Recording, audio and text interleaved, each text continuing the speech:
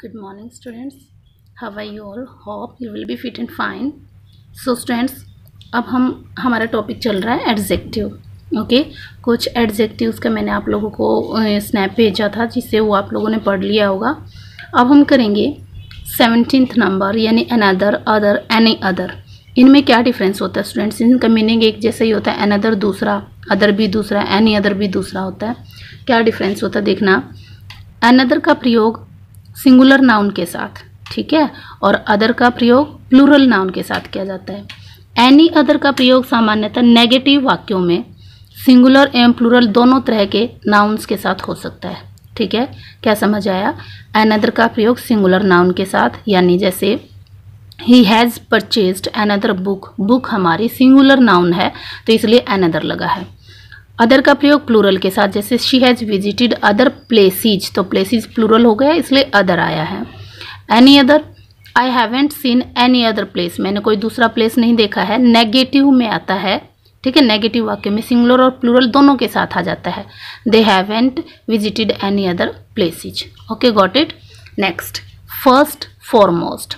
First का प्रयोग क्रम में यानी सीक्वेंस में, पहले, दूसरे, तीसरे नंबर वाले में जैसे प्रथम के लिए होता है, और फॉरमोस्ट का प्रयोग महत्वपूर्ण होता है। जैसे Ram was the first to arrive here, Ram यहाँ पहुँचने वाला पहला आदमी था, फर्स्ट।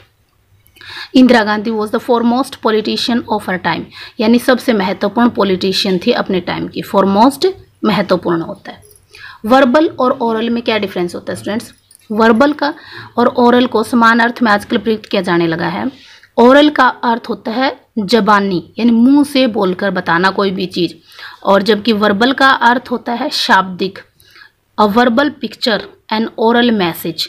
ओरल मैसेज मतलब मुंह से बोल के बताना, भाई जैसे कल तुम्हें आना है, मुंह से बोल के बताएंगे। और वर्बल पिक्चर होता है जैसे कुछ पिक्चर ये अभी बोलेगी, ठीक है, शाब्दिक। There is a verbal similarity in these two essays, यानी इन दोनों एसेज में शाब्दिक समानता है, मतलब लिखे हुए हैं और इनमें दोनों में शब्द जो हैं एक जैसे हैं लगभग। He informed me orally about his absence, उसने मुझे अपने अनुपस्थिति के बारे में ओरली बताया, यानी उसने मुझे फ़ोन करके या फिर बोल कर मैसेज दिया। Okay students. Due to, owing to. Due to का अर्थ रिजल्ट ऑफ, यानी कारण से है, रिजल्ट क्या निकला, जबकि ओइंग का टू का अर्थ है बिकॉज ऑफ। ठीक है, ड्यू टू का में टू का प्रयोग एक प्रेपोजिशन की तरह हुआ है। जैसे ड्यू टू का प्रयोग सब्जेक्ट प्लस वर्ब के बाद किया जाता है, और ओइंग टू का सामान्यतः प्रयोग वाक्य के शुरू में होता है। जैसे फॉर एग्जाम्पल ही फेल्ड, वो फेल हो गया due to his negligence. Negligence मतलब नेग्लेंसी, मतलब उसका नेग्लेंसी, नेग्लेक्ट करता था वो चीज़ों को, पढ़ता नहीं था अच्छे से, इस वजह से वो फेल हो गया। The accident was due to carelessness, उसका जो एक्सीडेंट हुआ था वो केयरलेसनेस की वजह से हुआ था, लापरवाही की वजह से हुआ था। तो ड्यू टू क्या है? रिजल्ट है उसका, ठीक है, यानी कारण बना हुआ है। और owing to carelessness there was an accident, owing to carelessness, carelessness की वजह से उसका एक्सीडेंट हुआ। ठीक है, इस तरीके से ये स्टार्टिंग में आता है ओइंग टू, और ड्यू टू बीच में आता है सेंटेंस के। गुड वर्सेस वेल, गुड भी अच्छा होता है और वेल भी अच्छा होता है, तो दोनों में क्या डिफरेंस है students? In both casual speech and formal writing we frequently have to use between the adjective good and the adverb well. Well adverb है, यानी वर्ब के लिए यूज होता है, और गुड एडजेक्टिव है। With most verbs there is no contest, when modifying a verb use the adverb. He swims well, वह अच्छे से तैरता है। तैरने को बताना है कि तैरता अच्छे से है, तो तैरना वर्ब हो गई, इसलिए वेल लगाएंगे क्योंकि ये एडवर्ब है। He knows only too well who the murderer is, वह केवल अच्छे से जानता है, यही जानता है कि मर्डरर कौन है, तो नो के बारे में बताना नो वर्ब हो गई, इसलिए हमने वेल यूज किया है। However when using a linking verb और a verb that has to do with the 5 human senses you want to use the adjective instead. ठीक है, यानी जब हम 5 ह्यूमन सेंसेज की बात करते हैं तो हमें एडजेक्टिव यूज करना चाहिए। जैसे how are you, I am feeling good, मैं फील करना है ना, सेंस होगी, सेंस कौन सी होती सेंसेज? स्मेल करना यानी नोज से करते हैं हम, हियरिंग करना कानों से करते हैं, ईयर्स से करते हैं हम, सीइंग देखना आईज से करते हैं, फीलिंग स्किन से करते हैं हम। ठीक है, और ये हमारे 5 सेंसेस हो गए, nose, eyes, ears, skin and tongue. Tongue से हम टेस्ट करते हैं कैसी चीज़ है, ठीक है। ये ह्यूमन सेंसेस है, अगर इनके लिए यूज़ करना है तो हम गुड लगाते हैं। After bath the baby smells so good, बात के बाद बच्चे में से अच्छी स्मेल आती है, तो सो गुड स्मेल हमारी सेंसेस हो गई है। Even after my careful paint job this room doesn't look good, ये अच्छा दिखाई नहीं देता है, ठीक है। तो many writers however will use well after linking verbs relating to health and this is all right, यानी हेल्थ के रिलेटिंग में वेल भी यूज करते हैं, आई एम वेल, वेल भी यूज कर लेते हैं। In fact to say that you are good और that you feel good implies on only that you are okay physically but also that your spirits are high. How are you? I am well, thank you, ऐसे भी हम इसको use कर सकते हैं, okay. और good, I am good, इसका मतलब आप बहुत अच्छे हो, ठीक है, दोनों यूज कर सकते हैं। अब हम करेंगे बैड वर्सेस बैडली। तो बैड हमारा एडजेक्टिव भी होता है और एडवर्ब भी होता है। तो when your puppy died, assuming you loved your puppy, यानी मान लेते हैं भी आपका पपी की डेथ हो गई है, जो कुत्ते का बच्चा होता है, उसे आप बहुत ज़्यादा प्यार करते थे। तो डिड यू फील बैड और बैडली, तो आप बैडली फील करोगे या बैड फील करोगे। Applying the same rule that applies to good versus well, वैसे ही हम गुड और वेल को यूज़ किया था हमने, वैसे ही हम बैड वर्सेस बैडली को यूज़ करते हैं। Use the adjective form after verb that have to do with human feelings, अगर हम ह्यूमन फीलिंग्स के साथ यूज़ करना तो बैड, और you feel bad, you felt bad, आपको बुरा फील होगा। If you said you felt badly it would mean that something was wrong with your faculties for feeling, इसका मतलब है, देखो बैडली का मतलब होता है, जैसे में हम लिखते हैं आई स्मेल बैड, ठीक है, और I smell badly. I smell bad का मतलब होता है स्टूडेंट्स कि मुझे बुरी बदबू स्मेल आ रही है, ठीक है। और आई स्मेल्स बैडली का मतलब होता है आई स्मेल बैडली का मतलब होता है मुझ में से बदबू आ रही है, ठीक है। और आई स्मेल बैड का मतलब होता है मुझे यहाँ बदबू सी आ रही है, ठीक है। तो बैडली खुद में से हो जाता है। अब हम करेंगे रूल्स ऑफ एडजेक्टिव। हमने बहुत सारे एडजेक्टिव्स और डिटरमाइनर्स पढ़े हैं स्टूडेंट्स, तो यानी बहुत इंपॉर्टेंट टॉपिक है। डिटरमाइनर में एडजेक्टिव में क्या डिफरेंस होता है, कौन से बहुत सारे एडजेक्टिव या डिटरमाइनर सेम से मीनिंग वाले होते हैं तो उनमें क्या डिफरेंस होता है, ये बहुत इंपॉर्टेंट टॉपिक है, इसको अच्छे से आप रिवाइज करना। अब हम रूल्स करेंगे एडजेक्टिव्स के भी, कहाँ क्या यूज होता है हमारा। रूल नंबर 1, जब किसी वस्तु का कंपैरिजन होता है, किया जाता है, कंपैरिजन का मतलब होता है दो चीज़ों का कंपैरिजन होगा, या तो एक को अच्छा बताया जाएगा या एक को बुरा। तो कंपेयर करने के लिए या उस वस्तु को एक्सक्लूड करना चाहिए। जैसे iron is harder than any metal, यानी आयरन दूसरे किसी मेटल से ज़्यादा हार्ड है, कंपेयर हो रखा है दूसरी मेटल में और आयरन में। इस वाक्य का अर्थ है कि आयरन किसी भी मेटल से अधिक हार्ड है और किसी भी मेटल में आयरन भी शामिल है। अतः इस वाक्य में निम्न प्रकार लिखा जाना चाहिए, iron is harder than any other metal, और this building is larger than any building in the town, ठीक है। अदर मतलब हम यूज करेंगे, यहाँ पे कहने का मतलब ये है, ठीक है। This building is larger than any other building in the town, any other हमने इसमें यूज़ करना है क्योंकि उसमें बिल्डिंग, जैसे बिल्डिंग उसमें भी तो शामिल है ना। ये जैसे आयरन मेटल होती है, हम ये यूज़ कर रहे हैं iron is harder than any metal, किसी भी मेटल से आयरन हार्ड है, आयरन भी तो मेटल है ना, तो ये कहेंगे आयरन किसी दूसरी मेटल से ज़्यादा हार्ड है, तो एनी अदर हम इसमें यूज़ करेंगे। He is more intelligent then any other student आएगा इसके अंदर, ठीक है।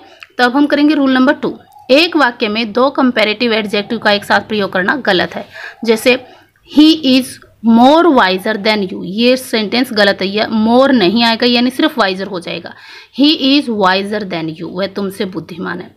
आई एम कंपेरेटिवली बेटर टुडे, मैं पहले के बजाय आज अच्छा हूँ, तो कंपेरेटिवली नहीं आएगा, I am better today, okay.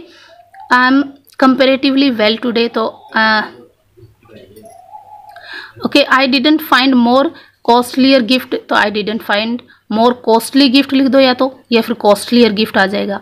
यदि एक एडजेक्टिव कंपेरेटिव डिग्री में है तो उसके साथ पॉजिटिव डिग्री का प्रयोग किया जाता है। कंपेरेटिवली के शब्द के बाद साथ भी कंपेरेटिव डिग्री के एडजेक्टिव का प्रयोग नहीं करना चाहिए। कंपेरेटिवली हम लिख देते हैं तो दूसरा वर्ड जो होगा वो कंपेरेटिव डिग्री नहीं होना चाहिए हमारा। डिग्री हमने जैसे हमने छोटी क्लासेज में, जूनियर क्लासेज में पढ़ा है स्टूडेंट्स, 3 होती हैं, पॉजिटिव, कंपेरेटिव और सुपरलेटिव। पॉजिटिव मतलब जैसे हम करते हैं गुड को करते हैं, गुड मतलब अच्छा, पॉजिटिव में हो गया। अगर हमें कंपेयर करना है किसी दूसरे के साथ, 2 के बीच में तुलना करनी है तो हम बेटर यूज़ करते हैं। जैसे करते हैं आई एम फीलिंग बेटर, मैं अच्छा फील कर रहा हूँ, यानी मतलब कल जो फील कर रहा था ना उसकी बजाय आज अच्छा फील कर रहा हूँ। और बेस्ट होता है सबसे अच्छा, ये होती है सुपरलेटिव डिग्री। इसी तरीके से बहुत सारों की बनती है, यंग यंगर यंगेस्ट बन गया, ओल्ड ओल्डर ओल्डेस्ट बन गया, या ओल्ड एल्डर एल्डेस्ट बन गया, वाइज वाइजर वाइजेस्ट बन गया। कुछ में तो ER EST से बनती है डिग्री, कंपेरेटिव और सुपरलेटिव, और कुछ में मोर या मोस्ट लगाने से बनती है। ठीक है, तो ये आगे आएंगे हमारे, हम इसमें रीड कर लेंगे। कंपेरेटिव से पहले रेदर का प्रयोग किया जा सकता है। She is rather better today, ये यूज़ कर सकते हैं हम कंपेरेटिव के लिए, लेकिन ऐसे वाक्य में फेयरली का प्रयोग नहीं करना चाहिए। She is Fairlie better today, ये नहीं होना चाहिए। रूल नंबर 3, कुछ एडजेक्टिव जैसे senior, junior, posterior, superior, inferior, anterior इत्यादि के साथ प्रेपोजिशन टू का प्रयोग किया जाता है। इनके साथ मोर या लेस का प्रयोग नहीं होता। ये सभी एडजेक्टिव्स लैटिन भाषा में के वर्ड हैं। एल्डर, प्रेफर एंड प्रेफरेबल के साथ भी टू का ही प्रयोग होता है। जैसे ही इज सुपीरियर टू मी, वो मुझसे अच्छा है, मतलब यही कंपेयर हो गई इसमें। Ram is senior to Shyam, Ram Shyam से सीनियर है। शी जूनियर टू मी, इसमें ये कंपेरेटिव ही हो गया इसके अंदर। She junior to me, he came prior to me, यानी वो मुझसे पहले आया। ठीक है students,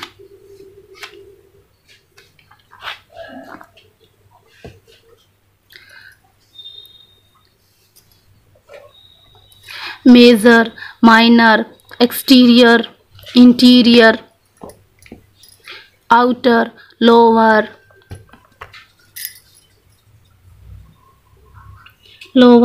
ulterior, upper, former, inner इत्यादि शब्द दिखने में कंपेरेटिव डिग्री एडजेक्टिव लगते हैं। मेजर, माइनर जैसे ER लगा हुआ ना, जैसे साउंड दे रहे हैं, ये कंपेरेटिव डिग्री नहीं है, इनका प्रयोग कंपैरिजन हेतु नहीं किया जा सकेगा। ठीक है, माइनर, मेजर देखने में तो ER जैसे लग रहे हैं, भी ER लगा हुआ है, जैसे ER या OR की साउंड दे रहे हैं, लेकिन ऐसा नहीं है कि कंपेरेटिव होते हैं। रूल नंबर 4, जब एक ही व्यक्ति या वस्तु की 2 क्वालिटीज़ की तुलना की जाती है तो ER से बने कंपेरेटिव एडजेक्टिव का प्रयोग नहीं करना चाहिए, बल्कि मोर का प्रयोग करना चाहिए। क्वालिटीज़ मतलब ब्यूटीफुल है, ठीक है, या फिर इन्फीरियर है, क्लेवर है, तो इसलिए Ram is more strong then intelligent, यानी एक ही व्यक्ति की 2 क्वालिटीज़ की, कि यहाँ इंटेलिजेंट से वो स्ट्रॉन्ग ज़्यादा, मतलब इंटेलिजेंट इतना नहीं है जितना वो स्ट्रॉन्ग है। She is more clever than intelligent, यानी वो इंटेलिजेंट की बजाय क्लेवर ज़्यादा है, यानी एक ही लड़की की या राम की के अंदर 2 क्वालिटीज़ हैं, जिसमें से एक ज़्यादा है और एक कम है, तो इसके लिए हम मोर यूज़ करते हैं।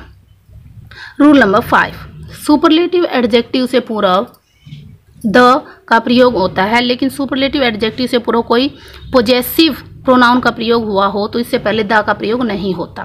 जैसे she is the best student in our college, best हमारी सुपरलेटिव डिग्री होगी तो द लग गया हमारे इसके साथ, और जब कंपेरेटिव डिग्री होती है तो हम मोस्टली देन का यूज़ करते हैं, और इन्फीरियर, सुपीरियर उनके लिए हम टू का यूज़ करते हैं। She is the most beautiful girl in are college हो गया। She is my best friend, अब जैसे माई लगा दिया, बेस्ट के आगे माई लग गया तो यहाँ द यूज़ हमने नहीं किया। This is his best dress, his लग गया तो बेस्ट से पहले तो द यूज़ नहीं हुआ। ये क्या है, हमारी एडजेक्टिव्स हैं पोजेसिव। रूल नंबर 6, जब 2 वस्तुओं का कंपैरिजन किया जाता है तो वाक्य से उन वस्तुओं का ही कंपैरिजन स्पष्ट होना चाहिए। कई बार कंपैरिजन करते समय निम्न प्रकार की गलती हो जाती है, जैसे कि the climate of Alwar is hotter then Jaipur, इसका मतलब बन गया कि यानी अलवर की जो क्लाइमेट हो जयपुर से गर्म है, मतलब जयपुर से गर्म है, क्लाइमेट से नहीं है। तो हमें तो ये दिखाना है ना कि अलवर की क्लाइमेट जयपुर की क्लाइमेट से ज़्यादा गर्म है, तो इसको हम कैसे दिखाएंगे, climate of Alwar is hotter then that of Jaipur लगाना है हमें, दैट ऑफ जयपुर। ठीक है, दैट हमारी क्लाइमेट के लिए यूज हो गया। My shoes are better than you, तो my shoes are better than yours और योर शूज, ऐसे हमने लगाना है इसको। रूल नंबर 7, कंपैरेटिव डिग्री का प्रयोग 2 वस्तुओं या व्यक्तियों के लिए किया जाता है 2 से अधिक के लिए कंपैरेटिव डिग्री का प्रयोग नहीं करना चाहिए। मतलब 2 के बीच हमें कंपेयर करनी है, 2 चीज़ों के बीच, 2 गुणों के बीच, किसी भी चीज़ के, तो कंपैरेटिव डिग्री। 2 से ज़्यादा के बीच करनी है तो फिर नहीं करना चाहिए, तब तो हम सुपरलेटिव डिग्री ही लगाएंगे। Which is better, T, coffee और मिल्क, ऐसे हम नहीं कर सकते। Which is easier, physics, chemistry और मैथ्स, ये भी गलत है। ठीक है, इसमें अगर 2 के बीच होता है तो ईजियर या बेटर यूज होता है हमारा। रूल नंबर 8, 2 वस्तुओं की तुलना हेतु सुपरलेटिव डिग्री का प्रयोग नहीं किया जाता। जैसे ही is the best of the 2 students, या which is the cheapest, silver और गोल्ड। 2 के बीच, जैसे 2 स्टूडेंट्स के बीच हमने तुलना की है तो हम बेटर कहेंगे यहाँ पर, और चिपर कहेंगे सिल्वर और गोल्ड में। और 2 से ज़्यादा के बीच करेंगे तो सुपरलेटिव डिग्री लगाएंगे। रूल नंबर 9, वाक्य में 2 सुपरलेटिव का प्रयोग एक साथ किया जाना गलत है। जैसे ही is the most strongest of all, ये गलत है। ही is the strongest of all हम लगाएंगे, मोस्ट भी सुपरलेटिव हो गई और स्ट्रॉन्गेस्ट भी, ये गलत है, तो is the strongest of all लगा देंगे। The river is the most longest of all, तो the river is the longest of all. Rule number 10, superlative के साथ अदर और एल्स का प्रयोग करना भी गलत है। जैसे she is the most beautiful of all girls, not all लगाने की जरूरत नहीं है, she is the most beautiful girl हम लगा देंगे। मोस्ट ब्यूटीफुल का मतलब ही ये होता है कि सभी में सबसे सुंदर है, तो ऑल दिखाने की जरूरत नहीं है। He is the strongest of all students भी गलत, he is the strongest students, ये ठीक है स्टूडेंट्स। ठीक है, तो ये हमारे 10 तक के रूल हो गए। इनको अच्छे से पढ़ना और पीछे वाला भी रिवाइज करना। मंडे को आप लोगों का टेस्ट होगा और टेस्ट सबको देना बहुत कंपलसरी है स्टूडेंट्स। ठीक है, okay, take care, good bye.